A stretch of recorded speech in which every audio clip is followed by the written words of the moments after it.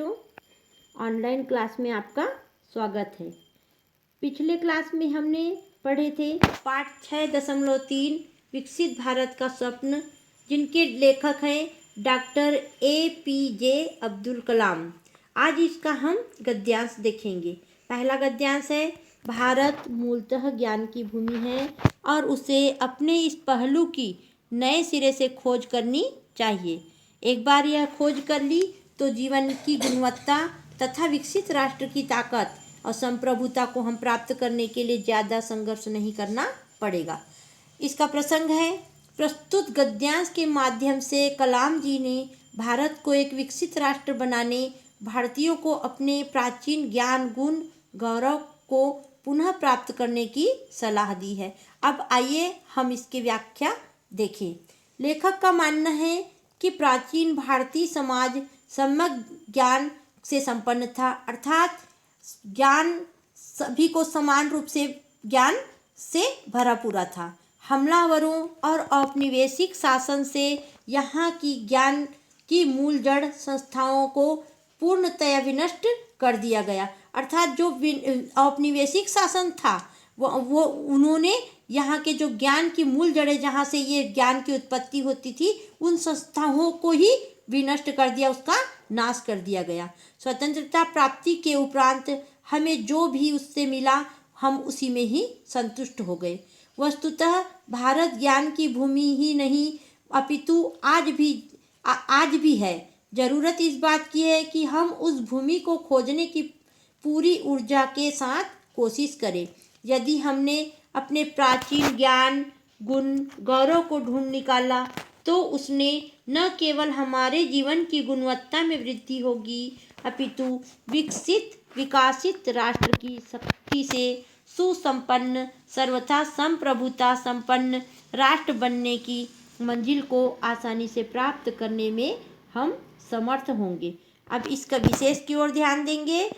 पहला है, विकसित एवं संप्रभु सत्ता संपन्न राष्ट्र बनने में लेखक ने ज्ञान की महिमा को समझना आवश्यक है। सेकंड वाला है, भारत भाषा सरल, सहज एवं परिमार्जित है। अब हम देखेंगे गद्यांश नंबर 2। ज्ञान हमेशा से समृद्धि और ताकत का स्रोत रहा है। यही कारण है कि दुनिया भर में ज्ञान की प्राप्ति पर जोर दिया जा रहा है।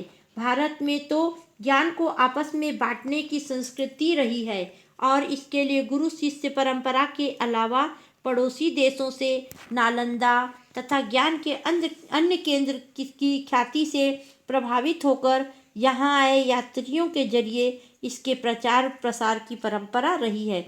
भारत कहीं कहीं प्राकृतिक तथा प्रतिस्पर्धात्मक दृष्टि से कई मायने में लाभ की स्थिति में है। अब इसके प्रसंग को देखते हैं। ज्ञान के महात्म्य का प्रतिपादन इसमें किया गया है, अर्थात ज्ञान के महत्व के बारे में यहाँ पे इस गद्यांश में बताया गया है। अब आइए व्याख्या की ओर ध्यान देते हैं। तो लेखक कहते हैं कि सचमुच समृद्धि का स्रोत तो ज्ञान ही होता है। ज्ञान के महात्म्य को समझते हुए दुनिया भर में सम्यक शिक्षा व्यवस्था पर ध्यान दिया जाता है। भारत की ज्ञान बांटने की परंपरा विरासत स्वरूप है, अर्थात हमें पुराने समय से ही एक परंपरा सी बन के आई है कि जो ज्ञान हमको मिला है वो हमारे बूढ़े हमें देते हैं, हम जब बड़े हो जाएंगे तो अपने बच्चों को देंगे। इसीलिए कहा गया है कि ज्ञान बांटने की परंपरा हमें विरासत के स्वरूप में हमको प्राप्त हुई है। यहाँ गुरु शिष्य परंपरा के अलावा नालंदा और अन्य शिक्षा केंद्रों की शिक्षा व्यवस्था से प्रभावित होकर दूसरे देशों से लोग आकर यहाँ की शिक्षा से लाभान्वित हो अपने अपने देशों में हमारी शिक्षा और शिक्षा की व्यवस्था के प्रचार प्रसार की परंपरा रही है। आज भी हम शिक्षा, ज्ञान आदि के संबंध में प्राकृतिक एवं प्रतिस्पर्धा दोनों दृष्टि से अन्य देशों की अपेक्षा सर्वथा लाभ में ही हैं। बस इन अवसरों को हमें खोजना और चिन्हांकित करने की ही आवश्यकता है।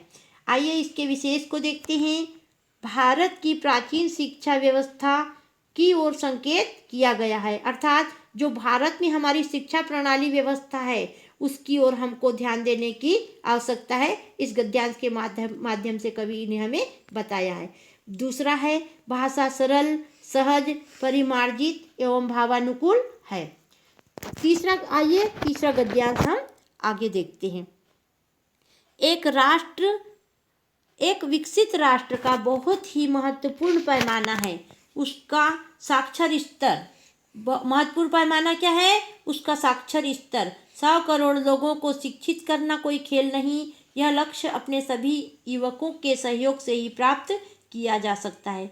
आप में से ऐसे बहुत से खुशनसीब हैं जो अच्छे स्कूल में पढ़कर स्तरीय शिक्षा ले रहे हैं, किंतु बहुत से आपके भाई बहनों को यह नसीब नहीं हो रहा है, खासकर जो आपके आसपास के गांव में रहते हैं।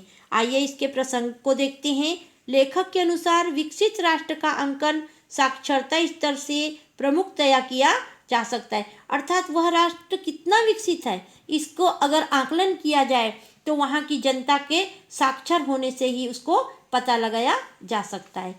अब आइए इसके व्याख्या की ओर ध्यान देते हैं। कवि का विचार है कि विकसित राष्ट्र बनने के लिए भारत को अपनी साक्षरता की दर को उन्नत बनाना होगा। भारत में 100 करोड़ से अधिक लोग रहते हैं। सचमुच में 100 करोड़ लोगों को साक्षर बनाना कोई आसान काम नहीं है। इसके लिए सभी का सहयोग, विशेष रूप से हमारे युवा पीढ़ियों का सहयोग, युवाओं का सहयोग मिलना बहुत ही आवश्यक है। युवाओं के सहयोग से ही 100 करोड़ से अधिक जनसंख्या वाले भारत देश को पूर्ण साक्षर देश बना सकते हैं। अर्थात जब तक युवा शक्ति सामने नहीं आएगी हम अपने देश को पूर्णतः साक्षर नहीं बना सकते। लेखक कहता है कि आप बहुत सारे ऐसे युवा हैं जिन्हें अच्छे स्कूलों में शिक्षा प्राप्त करने का सुअवसर नहीं मिला है या सुअवसर मिला है, परंतु आपके कुछ ऐसे भी भाई बहन हैं जिन्हें आप जैसा सौभाग्य प्राप्त नहीं हुआ है। विशेष रूप से वे जो गाँव में रहने वाले हैं, वैसे युवक युवतियों को अच्छी शिक्षा क्या है, शिक्षा के क्या अवसर हम उन्हें प्राप्त होने चाहिए, ये दुष्कर होता है। आइए इसके विशेष की ओर ध्यान देते हैं।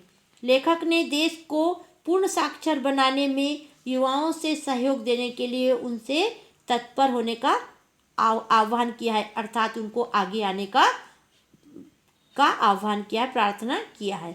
दूसरा इसका विशेष है भाषा सरल, सहज, परिमार्जित एवं खड़ी बोली है।